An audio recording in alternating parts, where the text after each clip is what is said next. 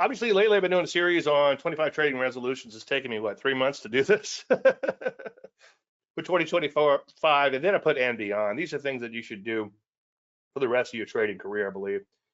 And I wanted 25 to be something that could be standalone, something that you could do that would make a huge impact on your trading.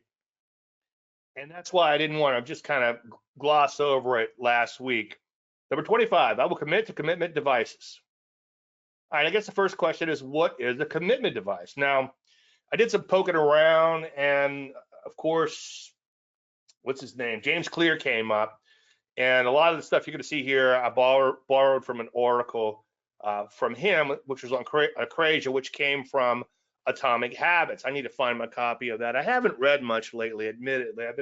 There's a lot going on over here, trust me. But I do. That is one book that's one of those books where you kind of hate it because it's kind of like, if you did what he said you should do, you would probably be just fine. But it's like doing it is a lot easier, a lot harder than it seems. Easier said than done is what I'm trying to say.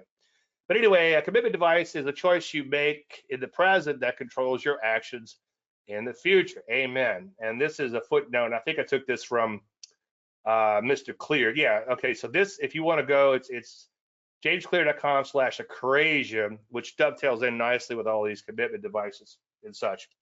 Now, an extreme example of that, as Mr. Clear pointed out, and I've read this before in other places too, it's a well-known fact, that Victor Hugo was writing Hunchback of Notre Dame, and he was 1 year into the process, and he was partying, he was hanging out with his friends, and he kept procrastinating, and he wasn't getting much done on his writing, but he was enjoying hanging out with his friends and kind of partying along. And his publisher finally said, enough, I'll give you 6 more months, but that's it, and we're done. And so he realized that he was going to have to get pretty serious if he was going to get this work done. So I've heard it. I think Mr. Clear says a sash. Other places I've heard of, like, he just wanted a sack and that was it. But he told his assistant to lock up all his clothes and just give him a sack to wear until it was done. And that would stop him from leaving the house because he didn't have any clothes, and it forced him to get this book done. And he actually got it done 2 weeks within the deadline. And that's an extreme example. I don't throw a sack on until your trading gets better. But that kind of gives you an extreme example of what a commitment device could be. Now, don't worry, they don't have to be that big. In fact, smaller is better. As I've told 1,000 times, and even in the series I already said this, if you want to make a big change in your life, make a small change. And as I've said before, we have these friends, we absolutely love them. They're a lot of fun. They're a blast to hang around, unless they're dieting, which they go on a binge diet about 3 times a year. And he could use a few pounds. She looks fine to me, as I've said before. As you get a little older, your gauge on what's what's heavy is changes. But I think she looks absolutely fine. But they go on these extreme diets, and they end up, for the most part, worse off than when they started. And that all goes back to neurology. Okay, you can't just rip it off like a band-aid and do these things in your brain, because your brain is going to resist them. If you go on a hard diet, you might do good for a week, but you're liable to just come off the rails really, really quickly. So if you want to make a big change in your life, you want to make a small change. Well, that certainly applies to trading. And as I've said quite a few times, and I know I've beat the dead horse on this, so let me just get through it quickly. A friend of mine who's a trader was getting a little pudgy, and he wanted to work out, but I guess he knew himself, so he wanted a commitment device. So he found a kid that was into working out or bodybuilding or whatever, and he said, look, I'll pay you gym membership, and this is what I want in return. I want you to pick me up every morning at 7 a.m. I'm going to sit on the front porch swing, and you pick me up and take me to the gym every day. If I'm not sitting on that front porch at 7 a.m., if you roll by at 7:01 and I'm not on that swing, I'll give you $20 for every day I'm not there. And the kid jumped at it. And I haven't talked to him in a while, but I know that it was certainly working a few years ago when this all went down.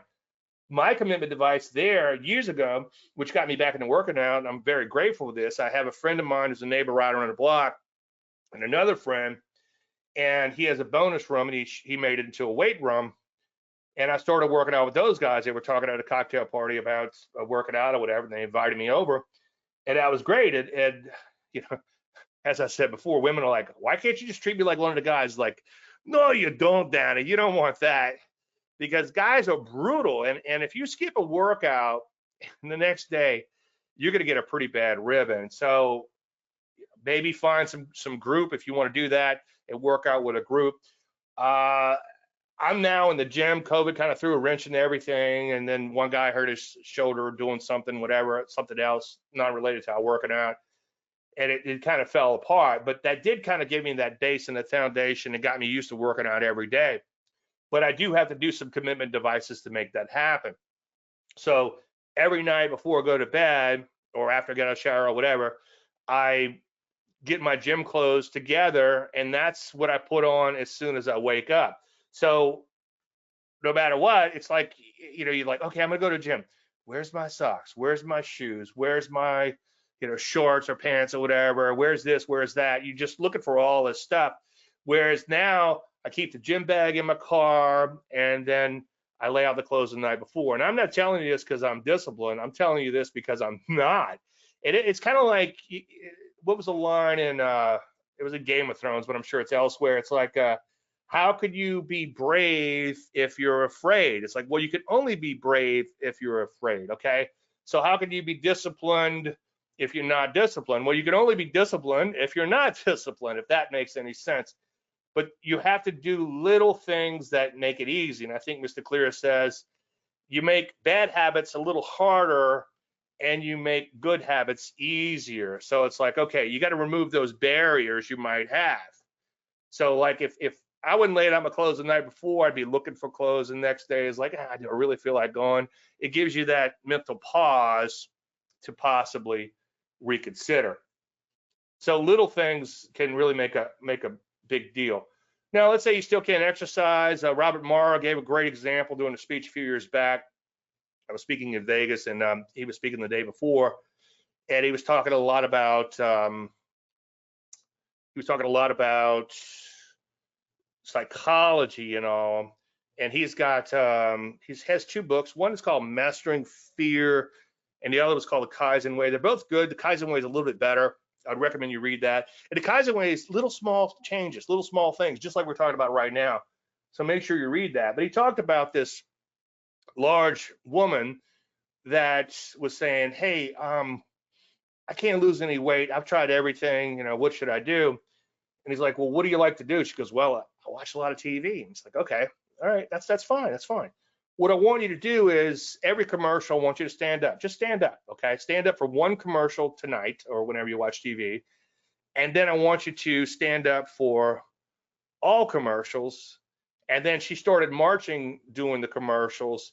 And before long, she actually started walking outside. She started jogging. I think she ended up running marathons, and she's kept the weight off just through little tiny changes. And again, from a neurological standpoint, we're not really made to make these big, huge changes. There's a homeostasis that keeps us alive. Your temperature can't go up 3 one day and down 3 the next. You'd end up dying. So anyway, you want to make it really, really small. Years ago, back when I raced boats, we would just, there's a lot of times you spend sitting around talking, and one of the guys there, his father, since retired, was a gynecologist for like 30 or 40 years. And every woman that came in would say, hey, I can't lose weight. I don't know what I'm doing wrong, whatever. And every woman that came in, he says, well, this is what I want you to do.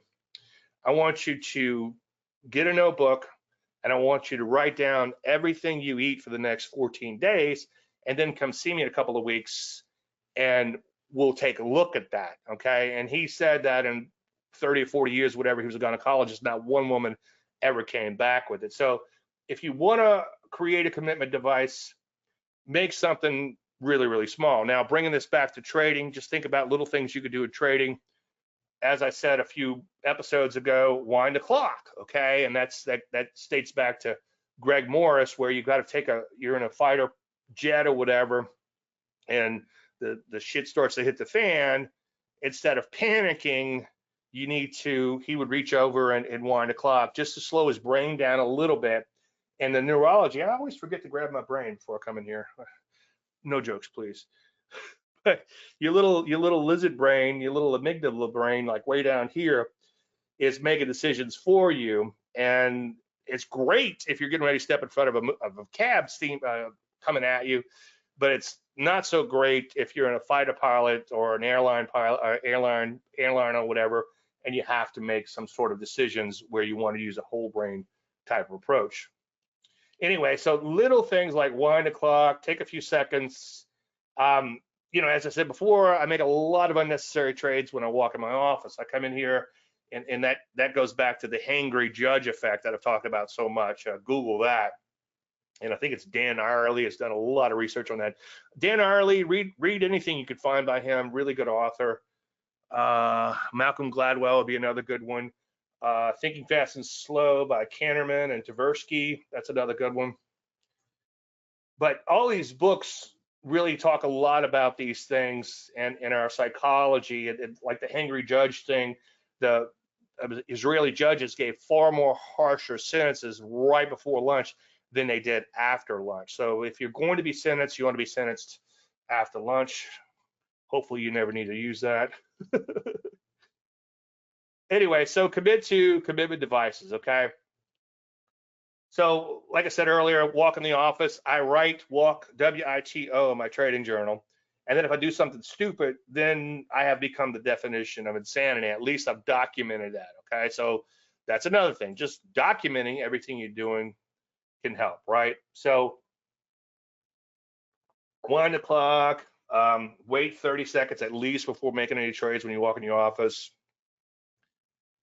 Little things like, I think last week or week before we talked about the process sheet of making sure that you're of sound body and mind, and then you did your analysis, and then you did your plan, and you followed your plan, and so on and so forth. Now, if you're really brave, have someone hold you accountable. One of my anecdotes there is I told someone, you really know what you're doing, but the wheels come off the bus every so often. What if you presented all this to your wife and showed your wife my trading plan that you're supposed to follow? Not that I'm the grand poobah and always follow it, but that's the plan he was following or supposed to be following. But he says, oh no, that would end the marriage. So you'd have to be really brave for that.